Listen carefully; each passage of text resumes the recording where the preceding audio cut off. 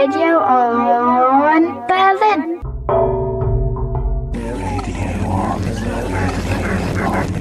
So this is a new programme on Radio On. Here I am with David Gordon, and we need a name for it. And the kind of things that we're going to be recording, things that you wouldn't normally be able to hear. So there's a hydrophone which goes into the water, and now we're headed to the Spree, this big body of water going through Berlin, to get some sounds. And also the other thing is a geophone. Initially it was made for seismic activity, to record that kind of thing. So it records really sub-frequencies, again, which you wouldn't normally hear. So if you mix hydrophones and geophones and stuff, can you come up with a title? Putting Dave on the spot here. Yeah, you really did.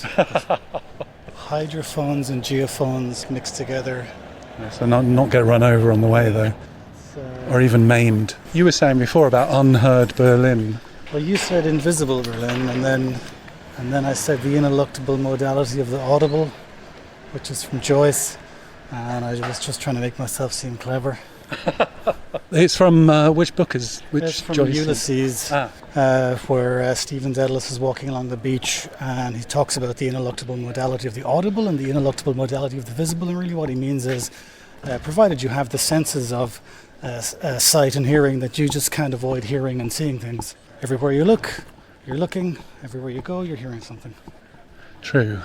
Anyway, where are we? Mostly unheard of. How about that? Mostly unheard of. Good to end a sentence with a preposition. Why? Enlighten me. What are they teaching you in those British schools? Good question. British history, mostly. Yeah, sure. What did you learn about British history? Fight them on the beaches. Anything else? 1066 was the battle of television, apparently. That's how television was invented, because this guy got an arrow in his eye. You're mixing up your Doctor Who episodes there. Something to do with that. I'll have to look it up. I have to look through all my copious notes when I was 16 years old. Oh yeah, this tree looks very sun-drenched. It is summer here in Berlin, by the way. But this tree is brown. Yeah. Is it dying though, or is it just sleeping? I think it's dying. Are you still recording me? Well, I may as well.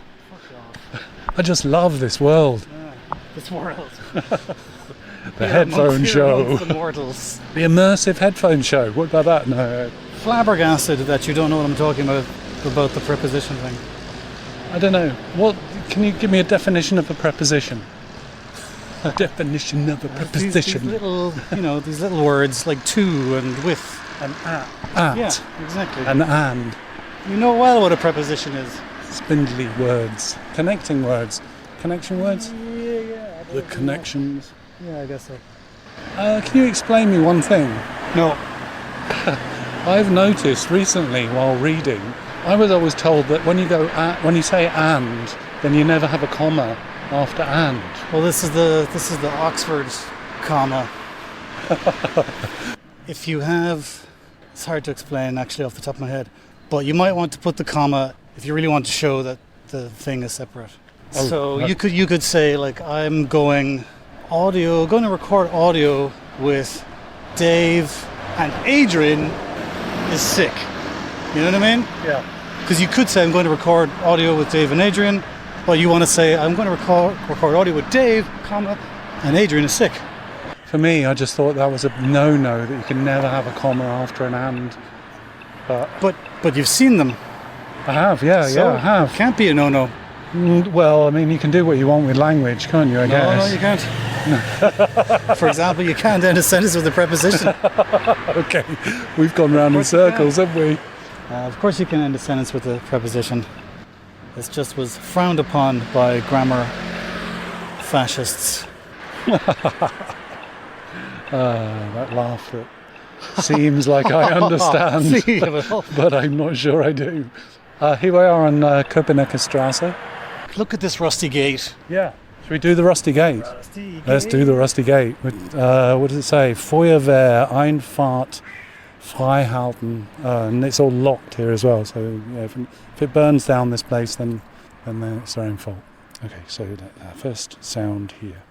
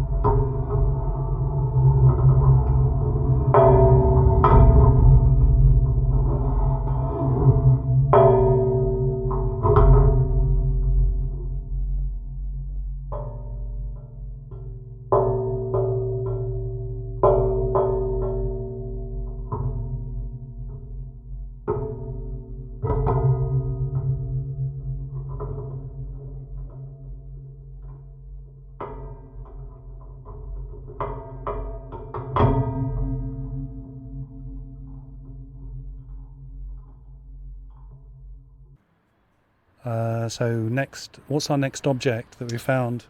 It's a grill over a window, over an industrial sort of warehouse type window. Or factory space, huh? Yeah. Okay, let's do it.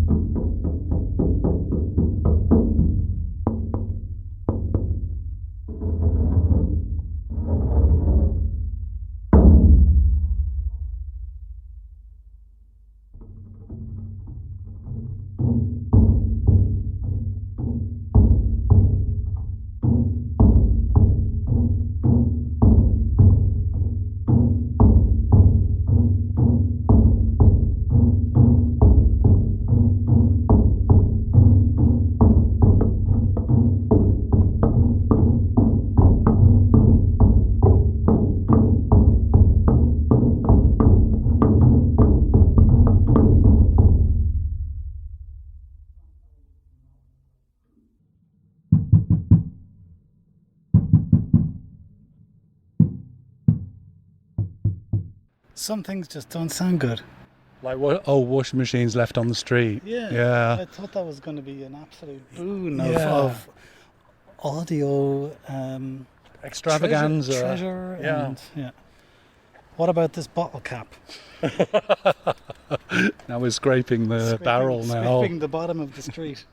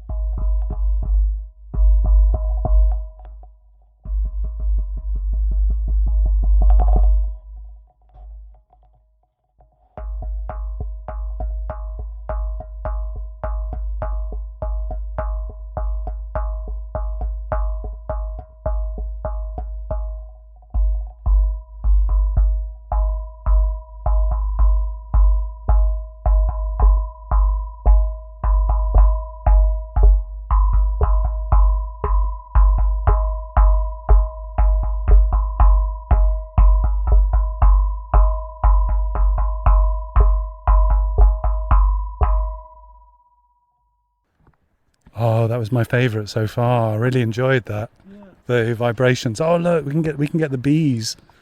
Wasps, I should say. Yeah. Actually, they're dying. Bees. This would just be an audio thing, though. Let's see if we can get it.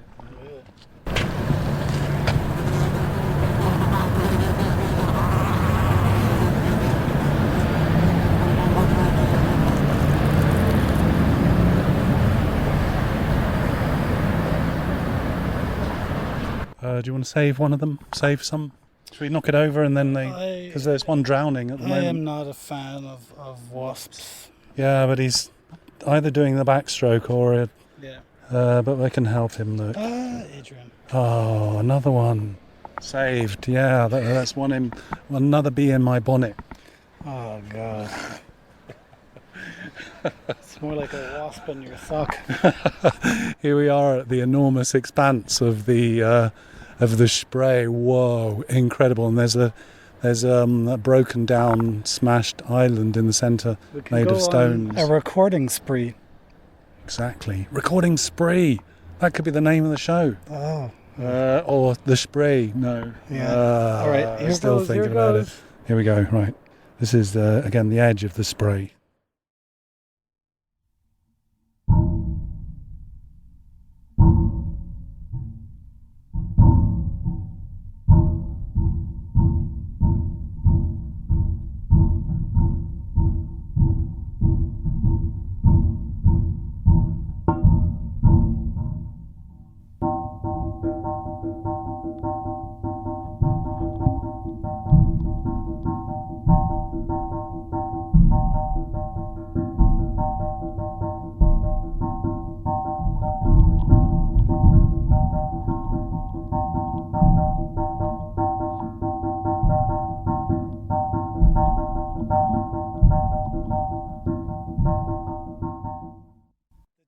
TV tower. Yeah, let's dig it. Yeah, it's so near and yet so far. Just right there. You could just reach out and grab it. Yeah. Again, it's like a pencil.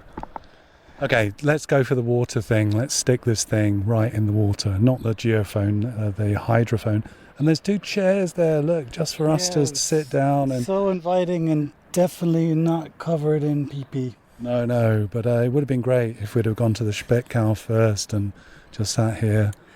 I think we should break off what we're doing and go back to the Späti. Yeah, good idea. But let's put our thing in the water first. Yeah, stick your thing in the water. It's been a while since it's been soaked. Yeah. Okay, right. Let's do that. Use your imagination, of course.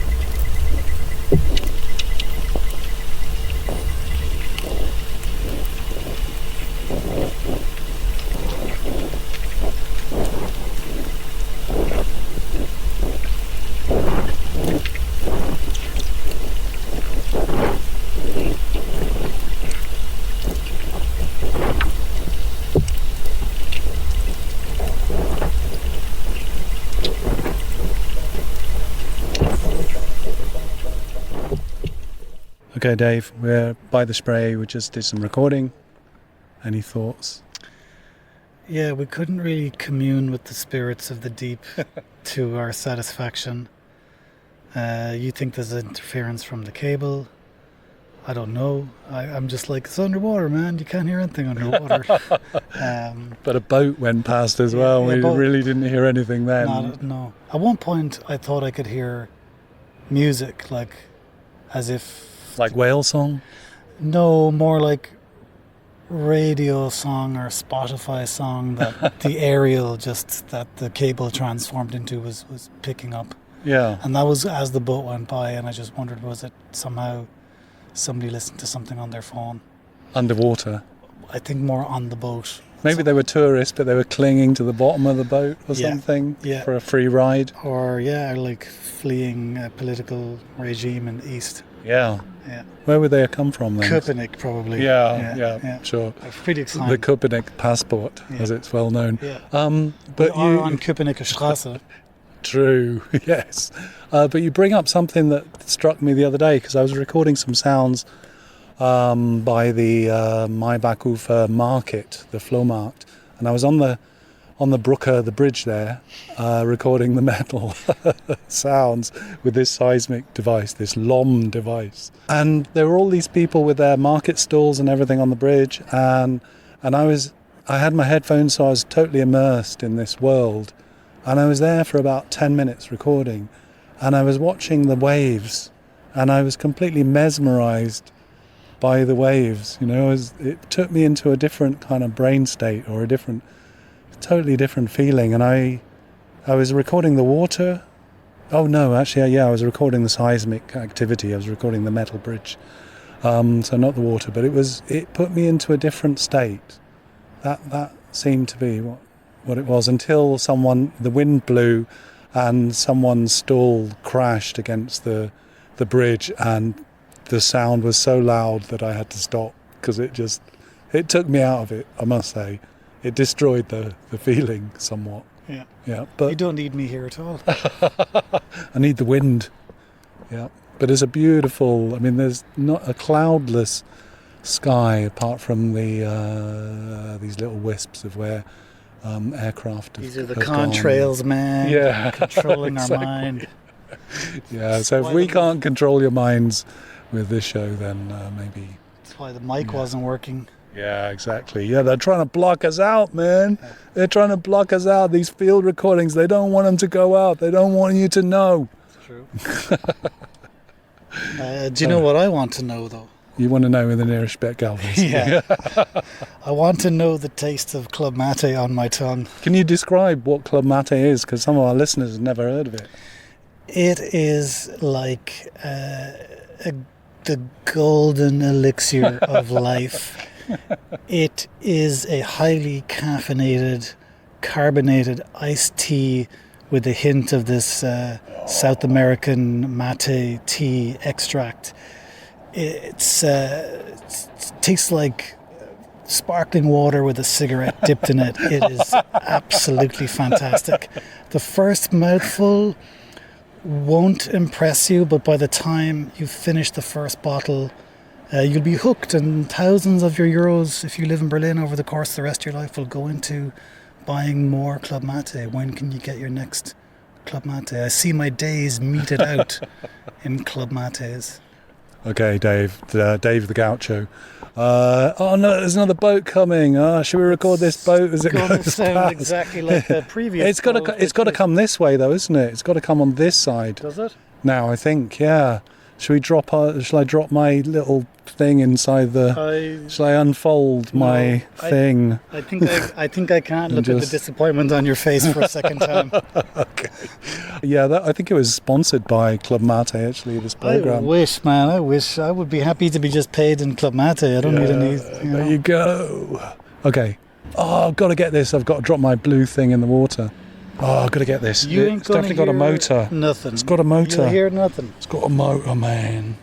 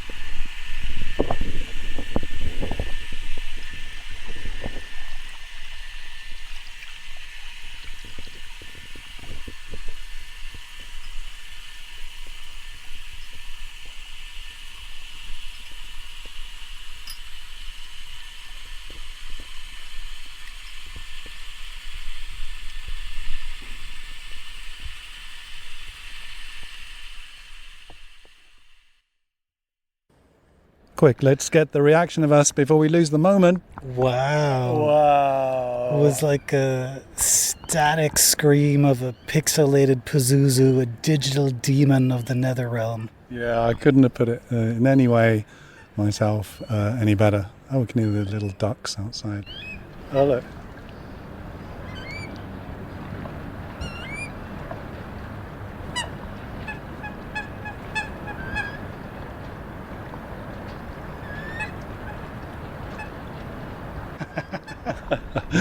We almost lost the cable then because I unplugged it before Dave. In your euphoria, you unplugged it before I took a hold on the other end. Yeah, well, these are lessons, aren't they? To you people out there that are trying to do the same thing. It's not as easy as it looks, you know. Yeah. Yeah. But I know, speaking of looks, the look on your little face when it recorded sound was worth postponing my Club Mate. Yeah, it was also interesting because when it went round this island, this kind of stone bit of remnants of old Berlin here, right in the centre of the Spree, the sound changed, didn't it? Do you remember? I do remember. Yeah. Well, it was somewhat hidden behind the thing. Yeah, and as it re-emerged, it was all the louder. Yeah, and that was really interesting for me as well. Like somebody cutting paper in a void or something. Yeah. But doesn't it have a weird, like, demonic, staticky sort of sound? It's a bit hellish in a way. Oh, really? I didn't think of it as a like that so much. I was thinking how calm the fish must be, because when they hear this sound, that it's not as bad as feeling like it's going to chop them to pieces or anything. They don't know. They wouldn't know, would they? No. Probably not. They just accept everything. Okay, let's take a break and do the Club Mate thing. And I mean, thanks for listening to the show as well. We haven't thought of a name yet. Which we're just assuming that you're listening. I mean, the Assumption Show, yeah. The Assumption, that's something else, isn't it? That was another story. But yeah, also talking about water as well, and walking on water and things like that, so it kind of connects. The Holy Show, the Holy Moly Show, the Holy Unheard Berlin. But do you have to put the word show into it? No, not at all. I think you're hung up on that. Yeah, the underground, underwater, unheard. Come on, mostly unheard of. I gave you the mostly perfect unheard one of. hours ago. Yeah. Hours ago. Yes. Mostly unheard of. Episode 1. Dave Gordon there, and Adrian Shephard, myself, and all the boats and birds and pieces of metal. Yeah, and the random men who've come and stood next to us as well. What? Where? Whoa. Oh yeah. People. Here. Yeah. There's a few. Thank you for listening. And now roll the titles. No, roll the end credits. Is that how it goes? Yeah! You have been listening to Radio on Berlin.